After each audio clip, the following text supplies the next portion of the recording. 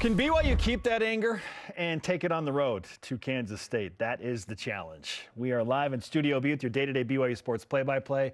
I'm Spencer Linton alongside Jerem Jordan. It is a winning Wednesday. Number 25 BYU upsets number 11 Baylor. Well, what do you mean? Vegas said BYU is the favorite and the cover. BYU holds serve. Funny, right? It's such a weird dynamic. That line was so weird, but in the end, Vegas was right again. Vegas was right again. Yeah. Mark Pope made his way out of the locker room, and you made a note of this in the postgame, last night, but it was visible to see just the relief and almost the exhaustion that he had because he expended so much energy going into this postgame interview. But he had, as he usually does, great insight.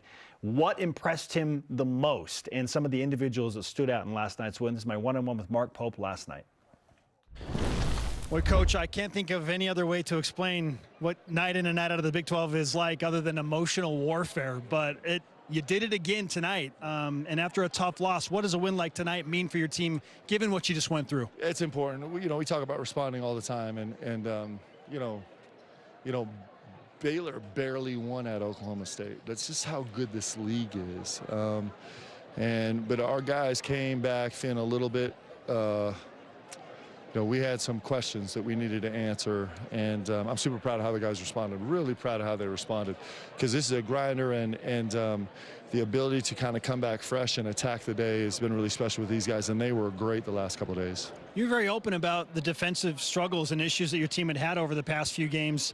How did you feel about the defensive performance overall tonight, and maybe what are some of the differences you saw? Yeah, it was really locked in. Minus the first 5 minutes, we were, it's so much of this is. It sounds funny because most of us think about the defensive end as like grit and fight and effort. And that is true, but the defensive end is also confidence. It's so much confidence. It's confidence that, like, I can fully commit to a bottom and trust my first pass guy. It's confidence that I can, like, take a best route on a ball screen and know that I'm actually going to be able to, V-back switch and have a bottom there to kind of protect me just for a second. And it's the confidence that you can be there on the catch and catch the move, to really sell out on being there on catch and catch the move. And our confidence was a little bit shook, and I was really proud of our guys responding well. Coach Fennell did an unbelievable job kind of helping prep these guys to approach this game. And of all the really great stats, there were so many good stats, the 7 turnover game and the, back to 14 made threes and this, on and on. But the stat we're probably most proud of is the 37 points we gave up in the first half and the 34 we gave them in the second half. We're really, really proud of that. Yeah, it's one thing to just get defensive confidence back, but to do it against a Baylor team that is elite with elite shot makers, I mean, what kind of added significance does that take? Yeah, this is clearly one of the most difficult teams to guard in the league. The second thing I'm most proud of is that we didn't lose the game at the line, and I was really proud of our guys for that. At the end of the first half, we had a couple throwaway fouls where we just bailed them out of really tough shots, but we were pretty solid and committed to doing things the way we do them, and we did a nice job keeping it off the line. And doing that against Baylor is there's very few teams in the country that have done it this year. Certainly helps when you make 14 threes, and your team's been averaging almost 12 makes a year. You got over the 35 attempted mark as well with 36. What allowed that to happen tonight? I thought our guys played really free offensively, and I was really proud of the way they played. We started out the game not great. It was 8-0 and, down 0-8 and 13-6 and then 13-8. And then we found some emotion by one securing the defensive end, and then our guys were not tentative on the offensive end. Guys were out running. Clearly, it was nice to have Aly back as a 14-7 and 7-0 guy. I mean, that's a real luxury, and so I think this was the first game back since he was so ill that he felt better. But really proud of the guys' thrust and confidence and execution offensively. Let's talk a little bit more about Aly, and you talk about the spacing that he creates on the floor. For those that might know the nuances of the game, what does that mean for your team when he is healthy and that spacing is back? It means a lot. I mean, he's a point guard for us, so we spend so much of the time running stuff through him. Dallin is carrying such an immense load, and Trey is making a big contribution right now, and Jax is, played some minutes of the one today. But when we do that, either Dallin is tired or the game's speaking, or Jax or Trey is in there, Aly is so comforting because literally we just get the ball down, get it to them at the top of the key, and then we have 100 different actions we run off it. And fortunately, our guys are so committed to cutting hard that it works. Spencer Johnson is going to be an understated guy in this game, but 9 rebounds, and your guys really got after it on the glass. What did you see that allowed success there? Yeah, I mean, for us to follow up an 18 offensive rebound game with 16 is really impressive. And, you know, Spence, for example, having the back-to-back offensive rebounds down here on the baseline in the waning minutes of the game was just incredible effort and energy. Jackson Robinson on the glass, you know, he is, you know, that's probably not one of the places where he is a star, but he made some real energy efforts on the glass. And really, it kind of kept us in the game. The first few minutes, we weren't scoring, but we were getting second chance opportunities every time. And so we all felt good. We're like, nah, this is fine. Our energy is right. And so we knew that the game would come back to us a little bit because of our effort on the offensive glass. How do you navigate the emotions of a game like that? It's obviously intense. There's a flagrant foul. There's a technical foul. There are frustrations from missed calls. Like, how do you work through that?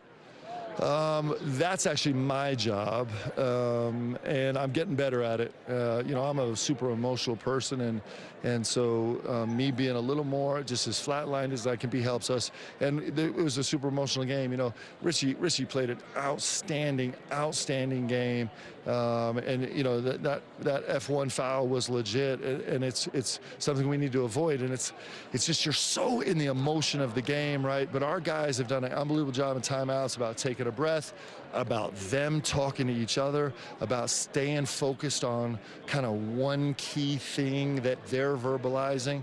And I think it's helped our whole team kind of stay more even. And you know, that's a lot of training from the squad. They've been incredible for us. How do you stay even keel after a game and the emotions like were experienced tonight? You know what?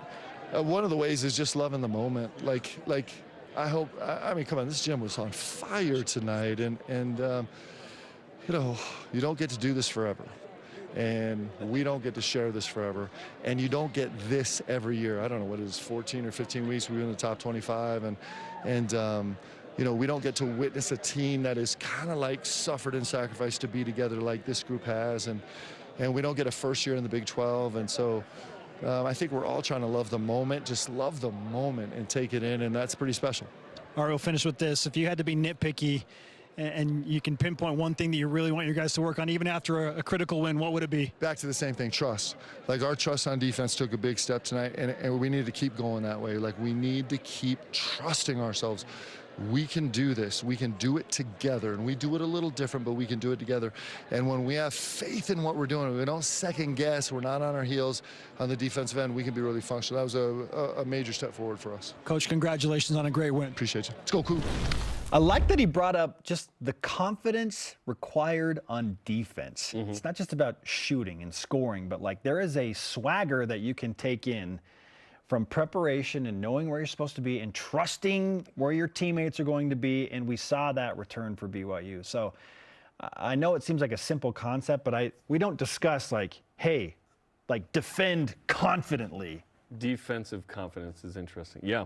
And he was clearly tired and spent there, because that wasn't the normally bubbly Mark Pope. He was No. like, Typically, there's a fashion statement, Yeah. but he'll make a just reference to into a it. tie or a suit or his socks or shoes. now or he'll be that way whatever. again tomorrow night on the Pope Show, for Yes, sure. yeah. But like after that game, after Oklahoma State, it took a lot to get that win. It was awesome.